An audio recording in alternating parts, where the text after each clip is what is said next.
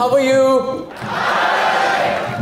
नहीं, हम लोग पीछे स्क्रीन से देख रहे थे, you know, we're looking at each and every person. बहुत सारे लोगों को नींद आ रही है.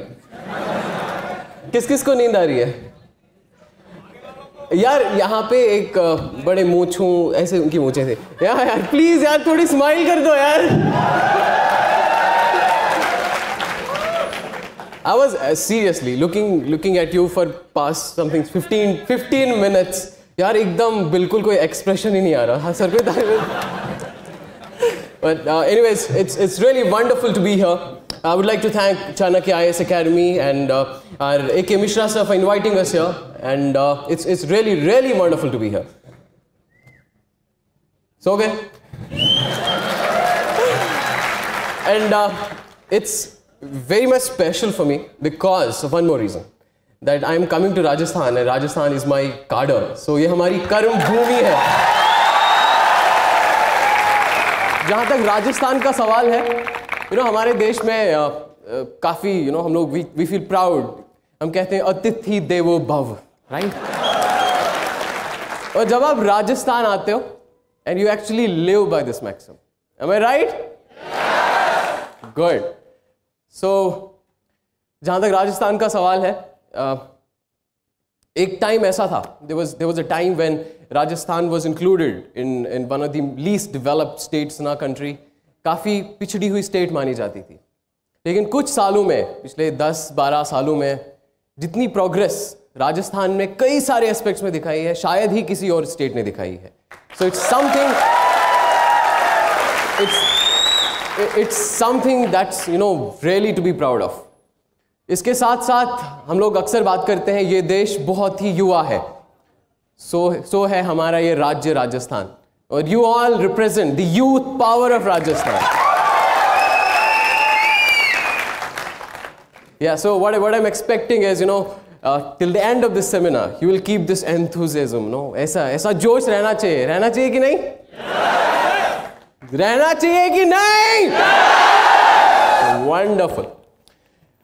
जहाँ तक सिविल सर्विस का सवाल है, जब रिजल्ट आया, you know, the day result of हमारे अब की बार का रिजल्ट आ गया, कुछ दिन बाद I went to my home. मैं कश्मीर वापस गया. मेरी almost most of my schooling was in Kashmir. Kashmir में एक डिस्ट्रिक्ट है अनंतनाग, मैं वहाँ से बिलोंग करता हूँ, वहाँ रहता हूँ. तो मेरी इनिशियल लगभग 5th-6th तक की जो पढ़ाई थी, अपने गांव के पास में ही एक और स्कूल था, वहाँ पे मेरी पढ़ाई हुई. मुझे याद है हम लोग शायद 3rd या 4th में थे. वी वर इन 3rd और 4th स्टैंडर्ड. तो हमारे क्लास में एक लड़का था Javed. He used to sit in front of me. जहाँ पे मैं बैठता था, हम लोग नीचे बैठते थे, फ्लोर पे वैसे बैठते थे, मज़ा आता था. तो हाँ, तो वो मेरे सामने बैठा हुआ था. एक दिन क्या हुआ, कोई ऑफिसर शायद जडीओ थे, वो हमारे स्कूल इंस्पेक्शन के लिए आए थे. ओके, तो क्लास में आ गए, हम सब लोग खड़े हो गए एकदम से.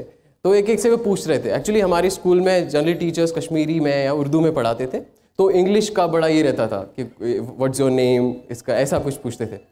तो वो आ गए, इन्होंने पूछा अलग अलग बच्चों से अलग अलग सवाल. जब जावेद की बारी आई तो जावेद से पूछा व्हाट इज़ योर फादर, तुम्हारे पिताजी क्या करते हैं. तो जावेद ने जवाब दिया माई फादर इज़ ब्रेड. हाँ, जैसे आप लोग हंस रहे हो वैसे मैं पीछे बैठा हुआ था, तो मैं भी हंस रहा था. तो मैंने भी बड़ी हंसा, यार इसको नहीं पता. एक्चुअली उसके जो पिताजी थे, उनकी एक छोटी सी बेकरी की शॉप थी, तो वो उसी में छोटा सा वही काम करते थे. तो मैं पीछे बोला, इसको बोलना चाहिए था my father works in A bakery या ऐसा कुछ. तो जब घूम फिर के मेरी बारी आ गई, तो उन्होंने मुझसे भी यही सवाल पूछा, what's your father, what is your father do. And I said my father is a teacher. एकदम खुश होके, no, so I was very much happy. मैंने सही जवाब दिया and this thing that.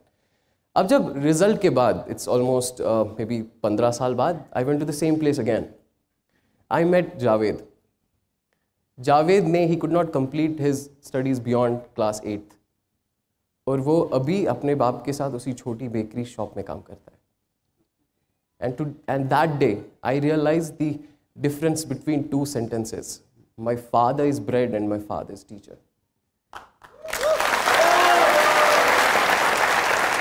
So I realize that, today I'm standing in front of you. It's not because I'm a genius, because I have done something extraordinary, or I'm a hard worker, whatever. It's because I was privileged. Because मेरे पास वो मैं खुशकिस्मत था. मेरे पिताजी teacher थे जिन्होंने मुझे पढ़ाया इनिशियली सारी क्लासेस में, मेरे हाथ में पेन थमाया, जबकि उसके पास उसके बाप उसकी वैसा कोई अवसर नहीं था. He did not have that opportunity. So मैं आप सबसे यही बात कहना चाहता हूँ कि अगर हम लोग अपनी लाइफ में देखें, हम जहाँ भी हैं, जो भी कुछ करते हैं, तो अगर हम थोड़ा सा विथ डेप्थ अगर हम अपने आप को देखेंगे तो हमें लगेगा कि हम जैसा खुशकिस्मत ही नहीं है कोई. There's no one is more fortunate than us. And अलग तरीके की छोटी बड़ी, लेकिन हमारे पास एक डिफरेंट तरीके की ये प्रिविलेजेस हैं. किसी को, आप सबके पास ये प्रिविलेज है शायद कि आप लोग यहाँ पे बैठ सकते हैं. बहुत सारे लोग हैं जो अभी भी खेतों में, खलिहानों में बेजिया काम कर रहे होंगे. छोटे छोटे बच्चे, नन्हे मुन्ने बच्चे, पता नहीं कैसी कैसी इंडस्ट्रीज़ में काम करते हैं. लेकिन हम सब लोग खुशकिस्मत हैं. हम लोग शिक्षा पा सकते हैं. अच्छी शिक्षा है या नहीं, कम से कम शिक्षा तो पाने की हमारे पास वो व्यवस्था है. We have that opportunity that we can get education. लेकिन बहुत सारे बच्चे हैं, बहुत सारे लोग हैं जिनके पास ये नहीं है. हमारे देश में we take pride in this fact that we are a young nation. काफ़ी युवा देश है. More than 65% of our population is below 35 years of age. आधी से ज़्यादा 50% से ज़्यादा हमारे देश की जो आबादी है वो 25 साल से कम आयु की है. लेकिन ये सब जवानों के साथ साथ हमारे पास एक बहुत बड़ी परसेंटेज बच्चों की भी है. लेकिन अभी भी हमारे देश में लगभग 1,60,00,000 से ज़्यादा बच्चे चाइल्ड लेबर में फोर्स्ड हैं. उनमें से लगभग 1,20,00,000 more than 12 million of children in India are still engaged in labor, and that too in hazardous industries. हम लोग यंग हैं, हम लोग जवान हैं, we have that एकदम हाई इन एनर्जी, ये करना चाहेंगे, वो करेंगे, ये चाहिए हमें, सब कुछ उखाड़ देंगे. लेकिन हमारे देश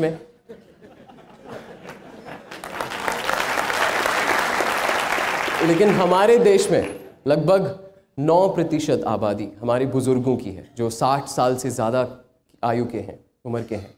लेकिन अभी 70 साल हो गए हमें आज़ाद हुए. It has been almost 70 years since we have achieved our independence. Yet we don't have enough social infrastructure that could take care of the needs of our elderly. हमारे बुज़ुर्गों के खाने पीने की व्यवस्था प्रॉपर हो अभी तक नहीं है. उनके हेल्थ का उनके लिए हेल्थ की प्रॉपर फैसिलिटीज़ हो अभी तक नहीं है. लीव अलोन कहते हैं ना, साइकोलॉजिकल सपोर्ट और बाकी चीज़ सपोर्ट, उसकी तो बात ही नहीं कर रहे. हम बेसिक नीड्स की बात कर रहे हैं. अभी भी हम उन तक वो बेसिक नीड्स नहीं ला पाए हैं. अक्रॉस द टाइम, पिछले 20 साल में, 25 साल में, इनफैक्ट आज़ादी से लेकर आज तक अगर हम देखेंगे, if you look at the history of India, be it from social perspective, be it from economic perspective, we have gone through different phases.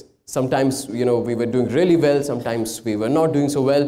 But all these struggles, there was some achievements, some landmarks which we have, achieved till now. अभी भी आप देखेंगे तो globally, we are one of the fastest growing economies in the world. We are a young country. I was telling you about this whole demographic dividend thing. इतनी युवा आबादी है हमारे पास. इसी के साथ साथ हमारे जो डेमोक्रेटिक इंस्टीट्यूशंस हैं इतने काफ़ी मैच्योर हो गए हैं. एक ज़माना होता था कि लोग सिंबल देख के या किसी की बात देख के या कोई ऐसा कुछ देख के वोट डालते थे. बट आजकल हम इतना आगे जा चुके हैं कि अब ऑलमोस्ट, अगर सब लोग नहीं तो मैक्सिमम लोग, they do ask questions to politicians. वो पूछते हैं कि ये पार्टी पावर में आना चाहती है, ये पार्टी पावर में आना चाहती है, ये पार्टी पावर में थी तो इसने किया क्या, ये आना चाहते तो ये करेंगे क्या. तो एक जो सेंसिटाइजेशन था, मोबिलाइजेशन का था, we have also done a lot in this aspect. लेकिन जैसा कि अभी आपको मैं बता रहा था कि इतना कुछ करने के बावजूद हमारे सामने जो चैलेंजेस हैं, हमारे सामने जो मुश्किलें हैं, जो प्रॉब्लम्स हैं, दे आर ह्यूज. भारत में कम से कम हमारे पास 125 करोड़ से अधिक पॉपुलेशन है. अगर इस पॉपुलेशन का 1% भी देखोगे आप, कितना होता है? What is 1% of 125 crore? कितना होता है? 1,25,00,000, राइट? 1,25,00,000. हमारे देश में अगर एजुकेशन की बात करते हैं तो earlier we used to have this huge problem of out of school children. Maximum children, majority of our children were out of school. They were not even enrolled in school.